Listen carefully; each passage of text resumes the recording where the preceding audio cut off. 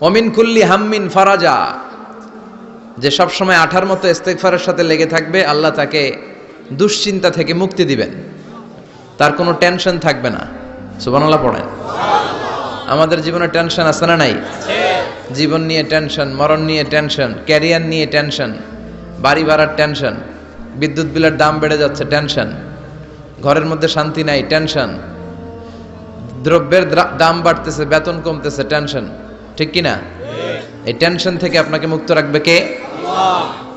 Number 3, ওয়ায়ারযুকহু মিন হাইসু লা ইয়াহতাসিব, এমন জায়গা থেকে আল্লাহ আপনাকে রিজিকের ব্যবস্থা করবে আপনি কল্পনাই করতে পারবেন না। রিজিক দেওয়ার মালিক কে? আল্লাহ। কেউ যেটা পারে না, পারে কে? আল্লাহ। এমন জায়গা থেকে তিনি রিজিক দিবেন আপনি কল্পনাই করতে পারেন না, আপনি হিসাবই করেন না যে এখান থেকে কিছু রিজিক আমি পাবো, কিন্তু আল্লাহ ব্যবস্থা করে দিয়েছে। সুবহানাল্লাহ পড়েন। 4 নাম্বার, যতক্ষণ ইস্তেগফারের সাথে আঠার মতো লেগে থাকবেন আল্লাহর কোনো শাস্তি আপনার উপর আসবে না। ওমা কানা আল্লাহু মুআযযিবাহুম ওয়া হুম ইস্তাগফিরুন, যতক্ষণ আপনি ইস্তেগফার করবেন আল্লাহর আযাব আপনারে পাকড়াও করবে না। 5 নাম্বার হচ্ছে আল্লাহ আপনাকে মুস্তাজাবুদ দাওয়া বানিয়ে দিবে। মুস্তাজাবুদ দাওয়া মানে এমন ব্যক্তি, যেই ব্যক্তি দোয়া করা মাত্রই দোয়া কবুল করে কে? আল্লাহ। সবসময় ইস্তেগফার পড়তে রাজি আছেন তো? আপনারা ইমাম আহমদ ইবনে হাম্বলের নাম শুনেছেন? আমরা ইসলামে 5টা মাযহাবের প্র্যাকটিস করি, কোরআন সুন্নাহর আলোকেই আমরা করি। হানাফি, শাফিঈ, মালিকি। 4 নাম্বারটা আপনারা বলেন, হাম্বলি। হানাফি, শাফিঈ, মালিকি, তারপরে হাম্বলি। এই হাম্বলি মাযহাবের ধারক এবং বাহক ইমাম আহমদ ইবনে হাম্বল, উনি অনেক বড় যুগ শ্রেষ্ঠ মুহাদ্দিস ছিলেন। একক স্বতন্ত্র হাদিসের কিতাব হিসেবে পৃথিবী খ্যাত যে হাদিসের কিতাবটা, যেটার মধ্যে সবচাইতে বেশি সংখ্যক হাদিস আনা হয়েছে, মুসনাদ আহমদ ইবনে হাম্বল, এটার রচয়িতা উনি। সুবহানাল্লাহ পড়েন। প্রায় 40,000 হাদিসের কালেকশন ওই কিতাবের ভেতরে আছে। এই হাদিস কালেকশনের জন্য ইমাম আহমদ ইবনে হাম্বল বছরের পর বছর, যুগের পর যুগ, শহর থেকে গ্রাম, গ্রাম থেকে শহর চষে বেরিয়েছেন। ওনার শেষ জীবনটা উনি হাদিস সংগ্রহের কাজে ব্যয় করেছেন। একবার এক সফরে তিনি রাত্রিবেলা বেরোলেন। ইস্তেগফার পড়লে যে কি করে মানুষ মুস্তাজাবুদ দাওয়া হয় শুনেন। রাত্রিবেলা সফরে তিনি বেরোলেন, হাদিস সংগ্রহের সফর। পথিমধ্যে এক মসজিদে মাগরিবের নামাজ পড়লেন, এশার নামাজ পড়লেন। প্রচন্ড শীত, তিনি ভাবলেন আজকের রাতটা মসজিদেই কাটায় দেই, ফজরের সালাত পড়ে তারপরে বেরোবো। ব্যাগ থেকে কাঁথা বের করে তিনি শুয়ে পড়লেন। কিন্তু মসজিদের দারোয়ান এসে বলে, মসজিদে তো থাকা যাবে না, আপনি বের হন। ইমাম আহমদ ইবনে হাম্বল বললেন, আমি বৃদ্ধ মানুষ, প্রচন্ড শীত, কই যাব? আমি ফজরেরও মুসল্লি, ফজর নামাজও এই মসজিদে পড়বো, আমার এই বাজান তুমি থাকতে দাও। দারোয়ান বলেন, নো, থাকা যাবে না, মসজিদে থাকা যাবে না, বের হন, না হলে গাঠটি সহ বের করে দেব। চিনে নাই এটা যে ইমাম আহমদ ইবনে হাম্বল, সে বুঝতে পারে নাই।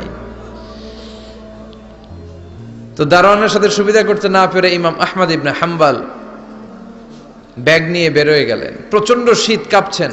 হঠাৎ দেখে সামনে এক বাজার, ওই বাজারে এক খাব্বাজ বসে আছে। খাব্বাজ মানে রুটি বিক্রেতা। খাব্বাজ মানে যুবক, একজন রুটি বিক্রেতা, রুটি বিক্রি করে। যে যুবককে সালাম দিলেন, আসসালামু আলাইকুম।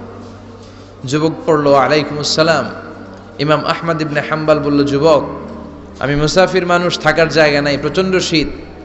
এই যে তুমি চুলার মধ্যে উনুনে রুটি বানাচ্ছ, আমি যদি তোমার চুলার পাশে বসে রাতটা কাটাই, তোমার কোনো সমস্যা হবে? যুবক বলেন, নো, কোনো সমস্যা নাই। আহলান ওয়া সাহলান ওয়া মারহাবান বিক, খোশ আমদেদ, সুস্বাগতম, আসেন। আপনি আমার চুলার পাশে বসে আগুন পোহালে আমার সমস্যা কি? আসেন, আসেন, বসেন, আপনি মুরব্বী মানুষ। ইমাম আহমদ ইবনে হাম্বল আল্লাহ শুকরিয়া করে চুলার পাশে বসে শীতের রাতে চুলা থেকে তাপ নিচ্ছেন, আগুন পোহাচ্ছেন। আর তিনি দেখতে লাগলেন যুবক আটা দিয়ে রুটি বানায় আর পড়ে আস্তাগফিরুল্লাহ, রুটির খামির বানায় আর পড়ে আস্তাগফিরুল্লাহ, গোল গোল করে খামির দিয়ে দলা বানিয়ে সাজিয়ে রাখে আর পড়ে আস্তাগফিরুল্লাহ, রুটি বেলুন দিয়ে বলে এটারে চুলার ভেতরে ঢুকায় আর কি পড়ে আস্তাগফিরুল্লাহ। ক্রেতা আসলে ক্রেতাকে রুটি দেয় আর পড়ে, ক্রেতার হাত থেকে টাকা নিয়ে ক্যাশ বক্সে রাখে আর কি পড়ে। ইমাম আহমদ ইবনে হাম্বল তো অবাক, ঘটনা কি? আসার পর থেকে এই যুবকটারে দেখতেছি খালি পড়ে আস্তাগফিরুল্লাহ, আস্তাগফিরুল্লাহ। তিনি কৌতূহল বশত বললেন, যুবক, মা লাকা ইয়া শাব, দাইমান তাকরাউনা আস্তাগফিরুল্লাহ। হে যুবক, তোমার ঘটনাটা কি? আসার পর থেকেই তুমি শুধু দেখতেছি পড়তেছো আস্তাগফিরুল্লাহ আস্তাগফিরুল্লাহ, কারণটা কি? যুবক বলে, আমি সবসময় ইস্তেগফারের সাথে আঠার মতো লেগে থাকি, আর লেগে থাকার কারণে এর বরকতে আল্লাহ আমাকে মুস্তাজাবুদ দাওয়া বানিয়ে দিয়েছে। মানে আল্লাহ আমাকে এমন বানিয়েছে যে আমি দোয়া করা মাত্রই আমার দোয়া কবুল করে কে? আল্লাহ। ইমাম আহমদ ইবনে হাম্বল বললেন, আনতা মুস্তাজাবুদ দাওয়া, তুমি মুস্তাজাবুদ দাওয়া, মানে তুমি দোয়া করলেই সেটা কবুল হয়ে যায়? যুবক বলে, নাআম আনা মুস্তাজাবুদ দাওয়া, আমি আমার জীবনে যত দোয়া করেছি সব কবুল করে নিয়েছে কে? আল্লাহ। আমি মুস্তাজাবুদ দাওয়া, আমি দোয়া করতে দেরি কবুল হতে সেটা দেরি হয় না। তবে আমার পুরো জীবনের সব দোয়া কবুল হলেও একটা দোয়া এখনো কবুল হয় নাই। এটা শুনে ইমাম আহমদ ইবনে হাম্বলের কৌতূহল, কিউরিসিটি আরো বেড়ে গেল। তিনি বললেন, তোমার জীবনে সব দোয়া কবুল হয়েছে, একটা দোয়া কবুল হয় নাই, কি সেই দোয়া আমারে বলো? যুবক বলে, আমার জীবনে যে দোয়াটা কবুল হয় নাই সেটা হচ্ছে, আমি আল্লাহর কাছে দোয়া করে বলেছিলাম, আল্লাহ, শুনেছি এই জামানার সবচেয়ে বড় মুহাদ্দিসের নাম হচ্ছে ইমাম আহমদ ইবনে হাম্বল, আমি যেন ওই ইমাম আহমদ ইবনে হাম্বলের কপালে একটা চুমু দিয়ে মরতে পারি, তুমি তৌফিক দিও। ইমাম আহমদ ইবনে হাম্বল নিজেকে আর ধরে রাখতে পারলেন না, চোখের পানি ছেড়ে দিলেন, যুবককে জড়িয়ে ধরলেন আর বললেন, ইয়া শাব, আহমদ ইবনে হাম্বলের কপালে চুমু দেওয়ার জন্য আহমদ ইবনে হাম্বলের দরবারে তোমার যাওয়ার দরকার নাই, আহমদ ইবনে হাম্বল নিজেই তোমার দরবারে ছুটে এসেছে। আনাল আহমদ ইবনে হাম্বল, আমি নিজেই আহমদ ইবনে হাম্বল। চিল্লায় পড়েন আল্লাহু আকবার। যুবকটি চিৎকার মেরে সাইয়েদনা আহমদ ইবনে হাম্বলকে জড়িয়ে ধরল। আহমদ ইবনে হাম্বলের হাতে হাত রেখে মুসাফা করলো, আহমদ ইবনে হাম্বলের কপালে একটা চুমু এঁকে দিল আর বলল, ইয়া আহমদ ইবনে হাম্বল, এই ইস্তেগফারের কারণে আমার জীবনের সব দোয়াই কবুল হয়ে গিয়েছে। আপনি সব সময় যদি ইস্তেগফারের সাথে লেগে থাকেন, আপনারে মুস্তাজাবুদ দাওয়া বানাবে কে? আল্লাহ। এজন্য অবসরে যখন কোনো কাজ থাকে না, বেশি বেশি ইস্তেগফার পড়া যাবে না? ইস্তেগফারের সাথে আঠার মতো লেগে থাকা যাবে না? আওয়াজ করে পড়েন আস্তাগফিরুল্লাহ, আরো জোরে পড়েন আস্তাগফিরুল্লাহ, আরো জোরে পড়েন আস্তাগফিরুল্লাহ। আল্লাহ আমাদের ইস্তেগফার তুমি কবুল করো, আরো জোরে পড়ি আমিন। আসুন আমরা আল্লাহর নামের 3টা তাকবীর পড়ব। 3টা তাকবীর পড়ে আমরা কোরআনের তাফসীরের দিকে যাব। আমি পড়ব লিল্লাহি তাকবীর, আপনারা পড়বেন আল্লাহু আকবার। আওয়াজ করে পড়তে হবে। আল্লাহ বলেছেন, ওয়া রাব্বাকা ফাকাব্বির, তোমার রবের নামের বড়ত্বের ঘোষণা দাও। আমার সাথে সাথে পড়েন আল্লাহু আকবার, আল্লাহু আকবার, আল্লাহু আকবার। 2 দিন ব্যাপী 34তম ওয়াজ ও দোয়ার মাহফিল, শিকারপুর দারুল কোরআন জিলানিয়া সিনিয়র মাদ্রাসা, প্রতিষ্ঠাতা আমার মরহুম মাগফুর নানা ভাই শাহ মোহাম্মদ গোলাম সাদেক সাঈদী রাহিমাহুল্লাহ, পীর সাহেব আড়াইবাড়ি দরবার শরীফ কুমিল্লা। গত বছরও ছিলেন, এবছর চলে গেলেন। আল্লাহ ওনার কবরটাকে তুমি জান্নাতুল ফেরদাউসের বাগান বানাও, আমিন।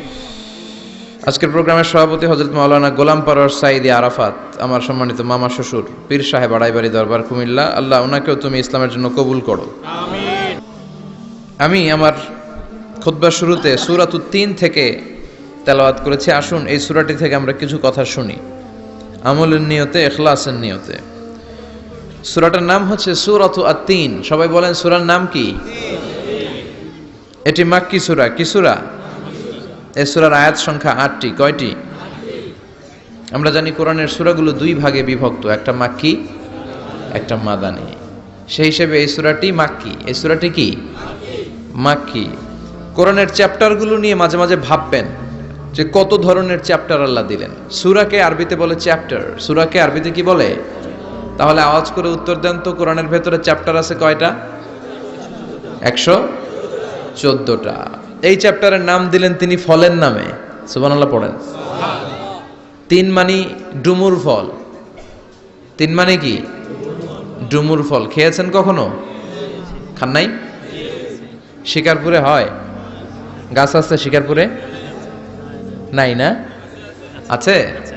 ছোটবেলা আমরা শুনতাম ডুমুর ফল খেলে নাকি মানুষ পাগল হয়ে যায়। আপনারা শুনছেন? এরকম অনেক আজে বাজে কথা কিন্তু আমরা ছোটবেলা শুনেছি যেগুলোর ভিত্তি নাই। বলা হতো পরীক্ষার দিন সকালে কেউ যদি ডিম খেয়ে যায় তাহলে পরীক্ষা নাকি ডিম পায়। এটা ভুয়া কথা, ডাহা মিথ্যা। আমি সব সময় ফাইনাল পরীক্ষার দিন সকালে ডিম খেয়ে যেতাম আর পরীক্ষা দিয়ে ফার্স্ট হয়ে যেতাম। এজন্য ডিম খেয়ে গেলে কেউ ডিম পায় না। আমরা বিশ্বাস করি খাইরিহি ওয়া শাররিহি মিনাল্লাহি, ভালো হোক মন্দ হোক করে কে? আবার ছোটবেলায় বলা হতো ওষুধ খাওয়ার সময় বিসমিল্লাহ পড়বি না, কারণ বিসমিল্লাহ বললে বরকত হয়, তোর রোগে বরকত হয়ে যাবে, মানে তোর রোগ বেড়ে যাবে। কি ডাকাত, ভুয়া কথা। সব ভালো কাজের আগে বিসমিল্লাহ। অবশ্যই আপনি ওষুধ খাওয়ার আগে বিসমিল্লাহ পড়বেন। কি পড়বেন? আমাদের দেশে শেখানো হয় ওষুধ হাতে নিয়ে যখন তুমি খাবা তখন পড়বা আল্লাহু শাফি আল্লাহু মুআফি। এটারে উল্টে আবার বাংলাদেশে আল্লাহ শাফি আল্লাহ মাফি। শব্দটা মাফি না, শব্দটা হচ্ছে মুআফি। আল্লাহু শাফি আল্লাহু মুআফি। খেয়াল থাকবে, পড়েন আল্লাহু শাফি আল্লাহু মুআফি, আল্লাহু শাফি আল্লাহু মুআফি। এটা কোনো হাদিসে নাই, পড়তে বলা হয় নাই, তবে অর্থটা খুব সুন্দর। আল্লাহই তিনি শিফা দান করেন, আল্লাহই রোগ থেকে মুক্তি দান করেন। ওষুধ আমি খাচ্ছি, মেডিসিন খাওয়া সুন্নাহ, কিন্তু ওষুধ আমারে শেফা দেয় না, মুআফাত দেয় না। আমারে শেফা দেয় কে? আল্লাহ। এই ঘোষণাটা, অ্যানাউন্সমেন্টটা বেশ ভালো, আপনি পড়তে পারেন, কিন্তু সুন্নাহ মনে করে না। এটা ভালো অর্থ, তাই পড়ি। আর বিসমিল্লাহ অবশ্যই পড়বেন। সব ভালো কাজের আগে কি? বিসমিল্লাহ। আল্লাহ বুঝার তৌফিক দান করো। তো এই যে এগুলো ভুয়া কথা, মাশহুর, এগুলোকে বলে মাশহুরুন বাইনা আলসিনাতিন নাস, মানুষের ঠোঁটে ঠোঁটে মুখে মুখে প্রচলিত, কোনো ভিত্তি নাই। এরপরে ছোটবেলা শুনতাম জট কলা খাওয়া যাবে না, মানে জোড়া কলা খেলে নাকি 2 বাচ্চা হয়, যমজ বাচ্চা নাকি হয়, একসাথে 2 বাচ্চা বলে না। আমি আরো বেশি বেশি খাইতাম, বলতাম এটা তো আরো ভালো, এক লগে 2 বাচ্চা হলে 2 বারের কষ্ট একবারে সারলো, তাই না? এক একটা মায়ের এক একটা বেবি জন্ম দিতে কষ্ট হয় না? শুধু কষ্ট, কি পরিমাণে কষ্ট এটা মা জানে, বাবা জানে না। এজন্য বিষ্ণুই বলেছেন মায়ের মর্যাদা বাবার চেয়ে কয় গুণ বেশি। আবার আল্লাহ বলেছেন হামালাতু উম্মুহু, বাবা তোমার পেটে ধরে নাই, পেটে ধরেছে কে? ওয়াহানান আলা ওয়াহান, ব্যথা কষ্ট জ্বালা পেইন বাবা সহ্য করে নাই, করেছে কে? অফিসালহু ফি আমাইন, 2 বছর তোমারে বাবা দুধ খাওয়ায় নাই, দুধ খাওয়ালো কে? মায়ের এক ধারে দুধের দাম, কাটিয়া গায়ের চাম, পাপস বানাইলে ঋণের শোধ হবে না, এমন দরদি ভাবে কেউ হবে না আমার মাগো, এমন দরদি ভাবে কেউ হবে না আমার মাগো। ঠিক কি না? বিষ্ণু বললেন লাউ কাতাতা জিলদাক, গায়ের চামড়াগুলো কেটে কেটে রোদে শুকিয়ে যদি মায়ের পায়ের 2টা জুতাও বানিয়ে দাও, ছোটবেলা যে দুধ খেয়েছো সেটার 1 ঢোক দুধের শোধ আদায় হবে না। এজন্য মা যে কি কষ্ট করে, এখানে বেশিরভাগই আমরা নর্মাল প্রসেসে পৃথিবীতে এসেছি, তাই না? সিজারিয়ান বেবি খুব কম, থাকলে 1-2টা। নর্মাল প্রসেসে একটা বাচ্চাকে ডেলিভারি করতে একটা মায়ের যে কত কষ্ট হয় আপনি কল্পনাই করতে পারবেন না। চিকিৎসা বিজ্ঞান বলে একজন সুস্থ মানুষ, ব্যথার একটা ইউনিট আছে, মাত্রা, ব্যথা মাপার একক, 45 ইউনিট পেইন বা ব্যথা একজন মানুষ সহ্য করতে পারে। ব্যথার তীব্রতা বা মাত্রা যদি 45 ইউনিটের বেশি হয়, যদি ছাড়িয়ে যায়, হয় লোকটা বেহুশ হবে, নয় মরে যাবে। আমার আর আপনার মা যখন আমাদেরকে নর্মাল প্রসেসে ডেলিভারি করেছেন তখন তারা 45 না 57 ইউনিট প্লাস 57 থেকে 60 ইউনিটের পেইনও তারা ছাড়িয়ে গেছে। 57 ইউনিটেরও বেশি ব্যথা তারা সহ্য করেছে, যেটা কোনো অ্যাক্সিডেন্টে আপনার দেহের 206টা হাড্ডি আছে তো 20টা হাড্ডি একসাথে কোনো অ্যাক্সিডেন্টে ভেঙে গেলে যত ব্যথা তার চেয়েও বেশি ব্যথা। এজন্য মায়ের মনে কষ্ট দেয়া যাবে, মায়ের মনে কষ্ট দিয়ে জীবনে কেউ সফল হতে পারে নাই। সাইয়েদনা মূসা আলাইহিস সালাম আল্লাহর একবার জিজ্ঞেস করলেন, আল্লাহ মাইয়াকুনু জালিসি ইয়াউমাল কিয়ামা, আল্লাহ আমার সাথে কিয়ামতের দিন জান্নাতের সাথী কে হবে? আল্লাহ বললেন জালিসুকা ফিল জান্নাতি জাজ্জার, তোমার সাথী হবে কিয়ামতের দিন বিচার শেষে জান্নাতে যখন ঢুকবা তোমার সাথী হবে একজন কসাই। কসাই চিনেন? কি করে? গোশত কাটে। সাইয়েদনা মুসা আলাইহিস সালাম অবাক হলেন, ঘটনা কি? কসাই, আমি হইলাম নবী আর আমার সাথে জান্নাতে থাকবে? হাউ কাম ইটস পসিবল, এটা কিভাবে সম্ভব? আল্লাহ বললেন নিজেই দেখে আসো এটা কেমন কসাই। সাইয়েদনা মুসা আলাইহিস সালাম ছদ্মবেশে কসাইয়ের দোকানে দাঁড়িয়ে রইলেন। দেখলেন স্পেশাল বিশেষ কোনো আমল নাই, কসাই শুধু গোশত কাটে, গোশত বিক্রি করে। দিন শেষে দোকান বন্ধ করে প্যাকেটের ভেতরে গোশত নিয়ে বাড়িতে রওনা হয়েছে। বাড়ির ভেতরে ঢুকে যাওয়ার পর সাইয়েদনা মুসা আলাইহিস সালাম ঘরের দরজার কড়া নাড়লেন। কসাই বলে, মান আনতা, তুমি কে? মুসা আলাইহিস সালাম বললেন, আনা মুসাফির, আমি মুসাফির, থাকার জায়গা নেই, আপনি যদি থাকার জায়গা দেন আপনার বাড়িতে থাকবো। কসাই বলে, আসেন। সাইয়েদনা মুসা আলাইহিস সালাম ঢুকলেন। কসাই বলে, এই ঘরে একটু থাকেন, ওই ঘরে আমার একটু কাজ আছে। মুসা আলাইহিস সালাম বললেন, যান, কাজ সেরে আসেন। মুসা আলাইহিস সালাম খেয়াল করলেন ওই ঘরে মাচার উপর থেকে বয়োবৃদ্ধ এক নারীকে তিনি নামিয়ে গোসল করালেন, টাওয়াল দিয়ে গা মুছিয়ে দিলেন, নতুন জামা পরিয়ে দিলেন। এরপর দোকান থেকে আনা সুন্দর গোশতের টুকরাটারে নিজ হাতে কেটে রান্না করলেন। তারপর রুটি বানালেন আর গোশত আর রুটি হাতে নিয়ে ওই মহিলার মুখে তুলে দিচ্ছেন। মহিলা খাচ্ছে, খায় আর বিড়বিড় করে কি যেন দোয়া পড়ে। সুবহানাল্লাহ পড়বেন না? ওই মহিলাকে খাওয়ানোর পরে কসাই সাইয়েদনা মুসা আলাইহিস সালামকে মেহমান হিসেবে খাবার নিয়ে আসলেন। বললেন, ও পথিক, খাবার খান, সকালবেলা আপনিও চলে যাবেন, আমিও যাব আমার দোকানে, খেয়ে আপনি ঘুমিয়ে পড়েন। মুসা আলাইহিস সালাম বললেন, ততক্ষণ পর্যন্ত তোমার আনা খাবারে আমি হাত দিব না যতক্ষণ না তুমি বলবা ওই মহিলাটাকে। কসাই বলে, হাদিহি উম্মি, এটা আমার মা। হাদিহি উম্মি, এটা আমার মা। এই দুনিয়ায় এই মা ছাড়া আমার কেউ নাই, আমিও ছাড়া আমার মায়ের কেউ নাই। তাই প্রতিদিন দোকানের কাজ শেষ করে গোশত এনে রান্না করে আমার মারে আমি খাওয়াই। হাদিহি উম্মি, এটা আমার জনম দুঃখিনী মা। সাইয়েদনা মুসা আলাইহিস সালাম, বুঝলাম তোমার মা, কিন্তু তুমি যখন রুটি তোমার মায়ের মুখের ভেতরে তুলে দিচ্ছিলে, তোমার মা বিড়বিড় করে কি যেন পড়লো, কি পড়ে তোমার মা? কসাই বলে, আমার মায়ের একটা পাগলা দোয়া আছে। কি দোয়া? আমি জানি কশিন কালো এই দোয়া কবুল হবে না। আবেগের বশবর্তী হয়ে প্রতিদিন আমার মা আমার খেদমতে আমার উপর এত সন্তুষ্ট হয়ে যায়, এত খুশি হয়ে যায়। আমার মা প্রতিদিন বলতে থাকে, আল্লাহুম্মা জাআল ইবনি জালিসা মুসা ইয়াউমাল কিয়ামা। ও আল্লাহ, আমার ছেলের খেদমতে আমি এত সন্তুষ্ট, আমার ছেলের উপর আমি এতটাই রাজি খুশি। শুনেছি এই জামানার সবচাইতে বড় পয়গম্বর, বনি ইসরাইলের সবচাইতে বড় নবী, ওই নবীর নাম নাকি মুসা। ও আল্লাহ, আমি এত কিছু জানি না, এত কিছু বুঝি না, এত কিছু চাই না, তোমার দরবারে শুধু একটাই চাওয়া, একটাই ফরিয়াদ, তুমি আমার ছেলেরে কিয়ামতের দিন মুসার সাথে হাসর নসিব করে দিও। আমার ছেলে কসাই ছেলেটারে তুমি মুসার জান্নাতের সাথী বানিয়ে দিও। আল্লাহুম্মা জাআল ইবনি জালিসা মুসা ইয়াউমাল কিয়ামা। জালিস মানে ফ্রেন্ড, বন্ধু।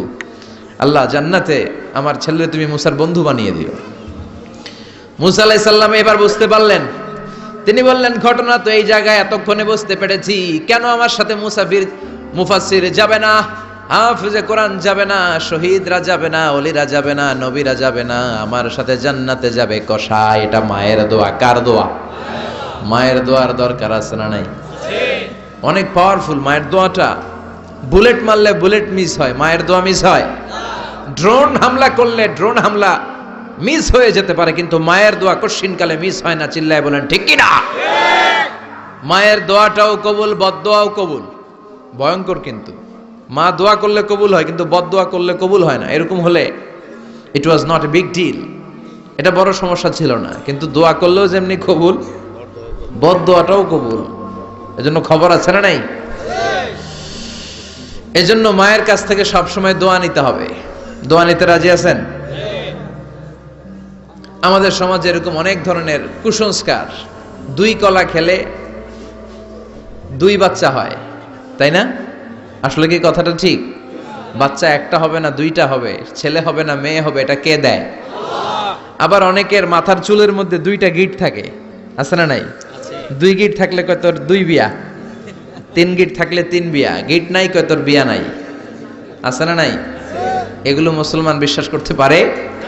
মুসলমান বিশ্বাস করে একজনকে, তিনি কে? তো এই 3 ফল এটা খেলে মানুষ পাগল হয়ে যায় না, এটা স্বাস্থ্যকর একটা খাবার। বাংলাদেশের 3 আর আরব দেশের 3-এর পার্থক্য আছে। আরব দেশের 3 খুব সুস্বাদু। তো এই 3-এর নামে আল্লাহ একটা সূরা দিলেন। সূরার নাম হচ্ছে সূরাতুত তিন।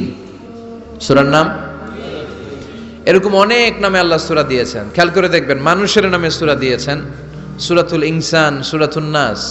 আবার ইন্ডিভিজুয়াল 6 জন পুরুষ মানুষের নামে সূরা দিয়েছেন, 6 জন নবীর নামে, একজন ওলির নামে। সূরা হুদ, সূরা ইউসুফ, সূরা ইউনুস, সূরা মুহাম্মদ, সূরা ইব্রাহিম, সূরা নূহ, আছে না নাই? আবার সূরা লোকমান, আছে না নাই? মানুষের নামে সূরা, তাই না? তো 7 জন পুরুষের নামে সূরা আর মাত্র 1 জন নারীর নামে আল্লাহ সূরা দিলেন। বলেন তো এই সূরাটার নাম কি? মারিয়াম। তো রেশিওটা কম হয়ে গেছে না? পুরুষ 7 জন, নারী 1 জন। নারীরা যাতে রাগ না করে, নারীদেরকে বুঝ দেওয়ার জন্য আল্লাহ সব নারীদের নামে আলাদা একটা সূরা দিলেন। সূরার নাম, তার মানে আল্লাহ নারীকে খুশি রাখতে চায়, বিশ্বনবীও নারীদেরকে খুশি রাখতে চায়। আমরা অনেকে বলে, হুজুর আপনি নারীদের পক্ষে কথা বলেন বেশি। আমি সবার পক্ষেই বলি, যার যেটা অধিকার তাকে সেটা দিতে হবে, ঠিক কিনা? নারীরা সম্মানিতা, তাদেরকে সম্মান দিতে হবে। বিশ্বনবী তাদেরকে সম্মান দিতেন। মা আয়েশাকে বিশ্বনবী সবসময় আগে সালাম দিতেন। সুবহানাল্লাহ পড়েন। খাদিজা রাদিয়াল্লাহু তাআলা আনহাকে আল্লাহ তাআলা আরশের উপর থেকে সালাম পাঠিয়েছেন। এজন্য নারীদেরকে সালাম দিবেন বেশি বেশি। ঘরে সুখ শান্তি নাই, অনেকে বলে ঘরটা নাকি জাহান্নামের টুকরা, কারণ সালাম নাই। সালাম মানে শান্তি। সালাম মানে কি? সালাম সালাম হাজার সালাম সকল শহীদ স্মরণে, আমার হৃদয় রেখে যেতে চাই তাদের স্মৃতির চরণে। পড়েন আমিন। সালাম মানে চিল্লায় বলেন। জান্নাতীরা যখন জান্নাতে ঢুকবে, ফেরেশতারা জান্নাতীদেরকে কি বলবে? সালাম, শান্তি। Enter the paradise with peace and security. শান্তি এবং নিরাপত্তার সাথে জান্নাতে ঢুকে যান। এজন্য ঘরটারে শান্তিময় বানাতে চাইলে সালাম দিতে হবে। কি দিতে হবে? আজ থেকে স্ত্রীকে সালাম দিবেন তো ইনশাআল্লাহ। পড়েন। আমার মাইকের আওয়াজ যদি বোনদের কানে যায়, মাদের কানে যায়, আপনাদেরও বলি, আপনারাও আগে আগে সালাম দিবেন। এই দৃশ্য বাচ্চারা দেখলে বাচ্চারাও সালাম শিখবে, ঠিক কিনা?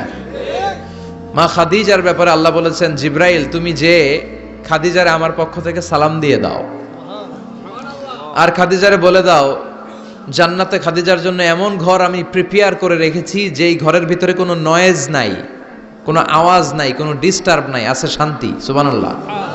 কারণ বিশ্বনবীর জন্য খাদিজা নিজের ঘরটার এরকম নয়েজহীন, কোলাহল মুক্ত, শান্তিময় করে রেখেছিলেন। বিশ্বনবী কোলাহলপূর্ণ দাওয়াতি কাজ শেষ করে যখন ঘরে যেতেন, কলিজাটা ঠান্ডা হয়ে যেত।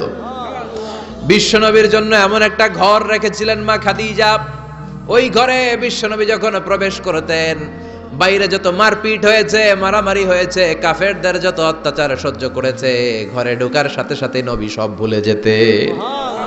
এত মায়া, শান্তি, প্রশান্তির ঘর খাদিজা বানিয়েছিল। এজন্য আল্লাহ বলেছে, জিব্রাইল খাদিজারে বলো, খাদিজার জন্য এমন জান্নাত আমি রেখেছি যেই জান্নাতে কোনো সাউন্ড নাই, আওয়াজ নাই, ডিস্টার্ব নাই, কোলাহল নাই, কোনো নয়েজ নাই। চিল্লায় পড়েন আল্লাহু আকবার। এজন্য মায়েরা খাদিজার জীবনী থেকে শিক্ষা, স্বামীর জন্য ঘরটারে প্রশান্তিপূর্ণ করে রাখবেন। প্রশান্তির একটা জায়গা যেন হয়। কানের কাছে এসে বেশি বেশি ঘ্যান ঘ্যান করেন না। ঘরে ঢুকলেই চাল নাই, ডাল নাই, এটা লাগবে, ওইটা লাগবে, ছেলের ওইটা লাগবে। আস্তে আস্তে অনেক স্বামী হার্ট অ্যাটাক করে স্ত্রীর কারণে, জানেন ঠিক কিনা?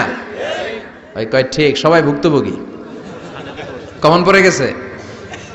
দুই পক্ষেরই বললাম, স্বামীরাও সালাম দিবেন, স্ত্রীরাও দিবেন। সালাম মানে শান্তি। তো ঘরটারে শান্তি দিয়ে ভরে দিবে কে?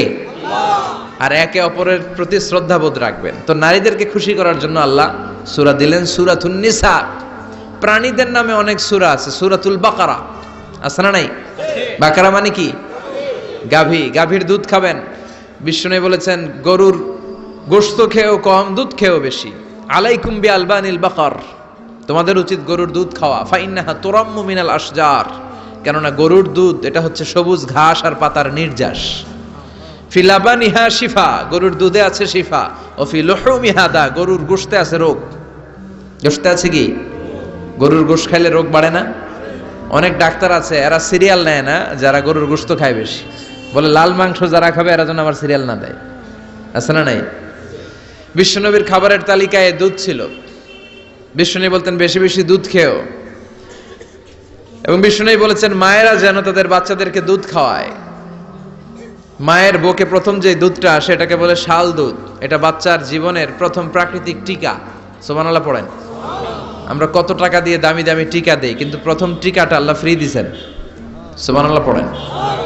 বাকারার নামে সূরা দিলেন, আনকাবুত মাকড়সার নামে সূরা দিলেন, নাহাল মৌমাছির নামে সূরা, নামাল পিঁপড়ার নামে সূরা। সুবহানাল্লাহ পড়েন। এইভাবে আপনি খুঁজলে কোরআনের চ্যাপ্টারগুলো যে কত সুন্দর সুন্দর নাম দিয়ে আল্লাহ দিয়েছেন, তারই ধারাবাহিকতায় আজকের সূরাটির নাম দিয়েছেন আল্লাহ একটা ফলের নামে। কিসের নামে? তিন ফলের নামে। সূরার নাম কি? সাইয়েদনা বারা ইবনে আযিব রাদিয়াল্লাহু তাআলা আনহু বর্ণনা করেন, বুখারীর বর্ণনা। তিনি বলেন সামি'তু রাসূলুল্লাহি ইয়াকরাউ সূরাতাত তিন ফি সালাতিল ইশা। আমি বারা ইবনে আযিব রাদিয়াল্লাহু তাআলা আনহু এশার নামাজে বিশ্ব নবীকে সূরাতুত তিন তেলাওয়াত করতে শুনেছি। কোন নামাজে? কোন সূরা পড়তেন? কোন নামাজে?